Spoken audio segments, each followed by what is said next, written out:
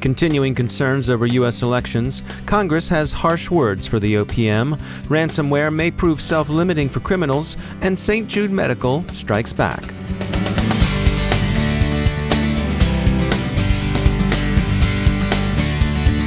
It's time to take a moment to tell you about our sponsor, Recorded Future. Recorded Future is the real-time threat intelligence company whose patented technology continuously analyzes the entire web, developing cyber intelligence that gives analysts unmatched insight into emerging threats. At the CyberWire, we subscribe to and profit from Recorded Future's Cyber Daily.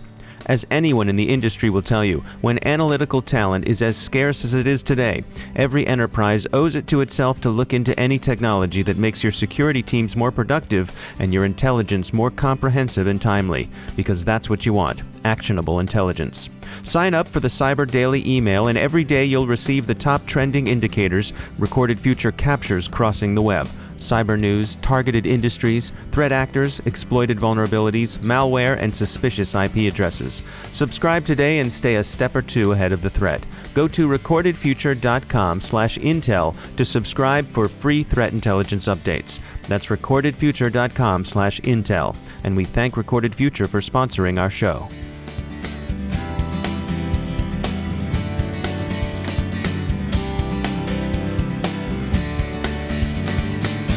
I'm Dave Bittner in Baltimore with your CyberWire summary for Thursday, September 8th, 2016.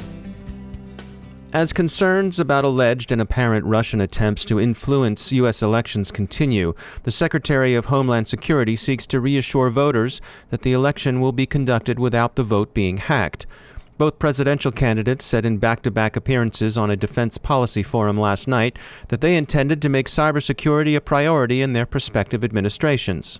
There's general consensus that the Russian government is interested in influencing U.S. public opinion during this election cycle, probably in the direction of undermining confidence in the electoral process itself. U.S. Secretary of Defense Ashton Carter is the latest U.S. official to call Moscow out for aggressive policies, telling students at Oxford University that Russia's government has the clear ambition to erode the principled international order with what he characterized as unprofessional conduct in Ukraine, Syria, and cyberspace. Unprofessional strikes us as an odd characterization, but we get his drift. That the U.S. now considers itself to be in a Cold War with Russia in cyberspace has been much in evidence so far at the Intelligence and National Security Summit. Speakers mince no words in characterizing Russia as the adversary, along with lesser powers like Iran and North Korea. China is also mentioned, but in the context of more ordinary intelligence collection and an unseemly interest in intellectual property theft. The IP theft, most seem to feel, is something the U.S. and China might negotiate over to their mutual interest. The congressional report on 2015's major data breach at the Office of Personnel Management came out earlier this week. It offers a harsh critique of OPM's state of security at the time of the incident, although it also points to certain improvements OPM has since made.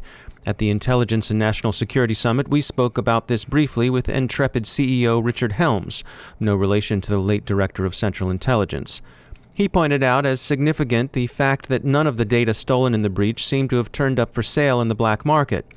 This suggests that the intrusion into the databases was an intellectual operation as opposed to a conventional cybercrime.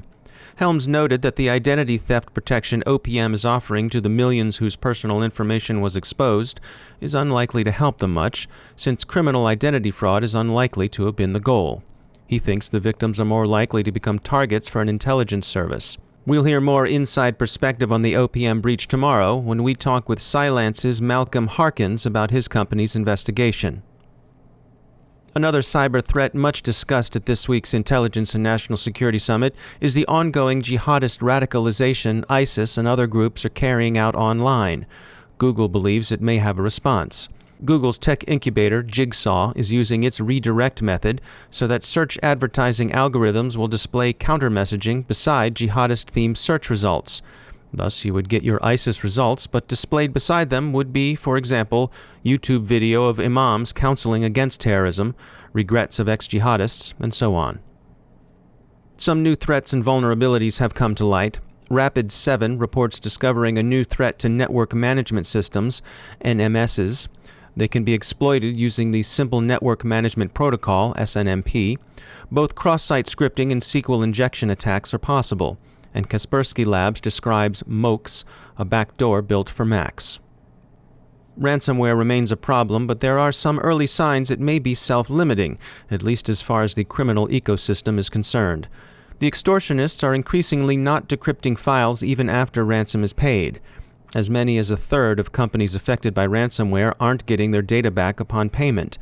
This suggests the criminals may be killing their business model. There will soon be little incentive for anyone to pay. The U.S. government's advice is now unambiguous. Don't pay. And by all means, back up your data. We heard from some security companies about other current issues. Prompted by the report earlier this week of a breach at the Nashville Hutton Hotel, Last Line's Brian Lang spoke about point-of-sale issues. Quote, point-of-sale, POS systems, tend to rely on older operating systems, nearly all Microsoft Windows, he told us. Interestingly, it's very common to find Windows XP in current distribution for POS systems even today, end quote. There are many exploits available for XP, and many of them operate at the kernel level. Users of vulnerable point-of-sale systems should be aware of this and take measures to mitigate that risk. Tripwire's Craig Young commented on the problems surrounding sharing cryptographic keys and certificates.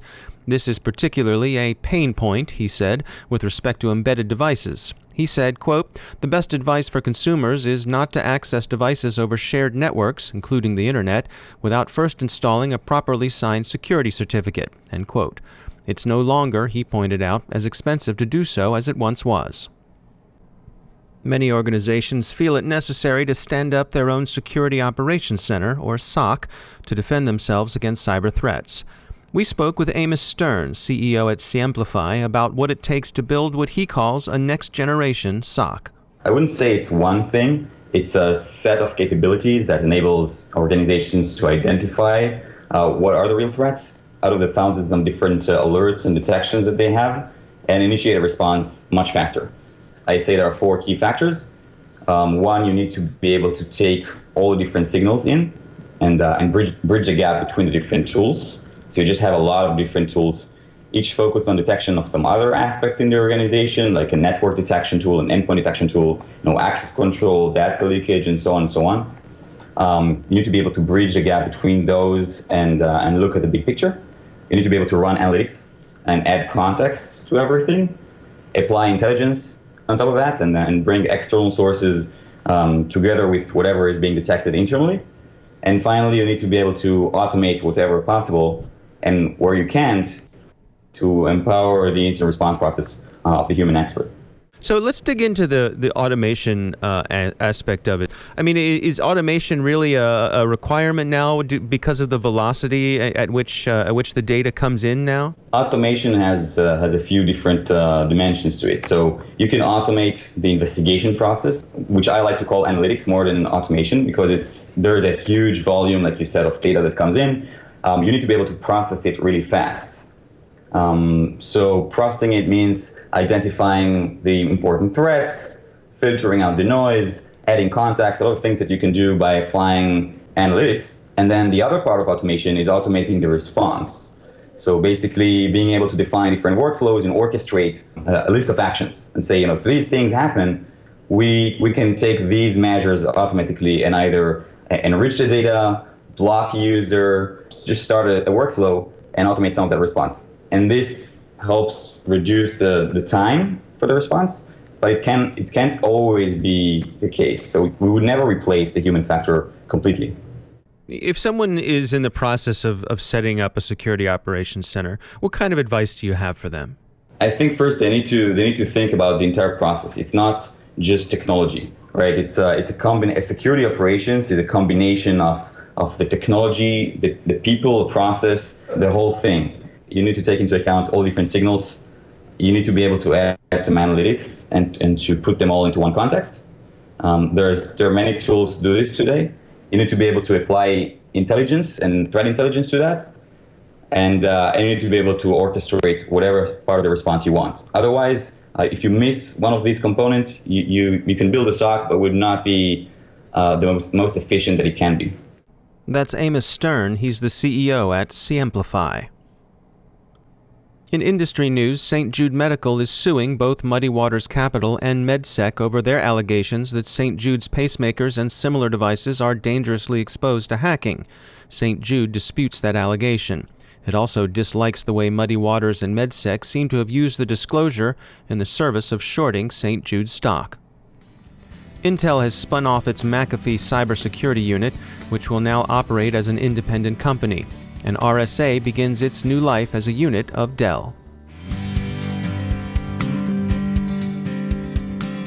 Time for another message from our sponsor, Recorded Future.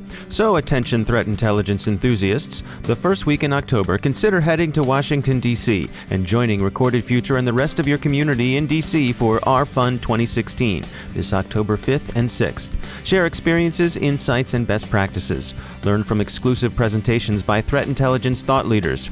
And you can be the first to know, get a sneak peek of new Recorded Future product features and the company's development roadmap. Meet others like you, people who understand that cybersecurity depends upon actionable intelligence. Network with your information security peers to learn how others apply threat intelligence. Our Fun is the place to be if you're a threat intelligence enthusiast. Register now. It's free at recordedfuture.com/ourfun. That's recordedfuture.com/RFUN. And we thank Recorded Future for sponsoring our show.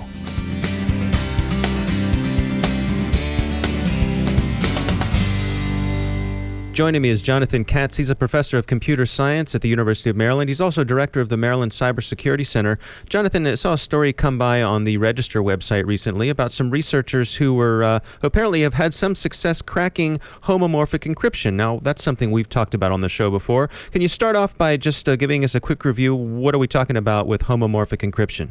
So this technique of fully homomorphic encryption is actually something quite amazing that was developed in a breakthrough just under a decade ago. And what this basically allows you to do is to perform arbitrary computations on encrypted data.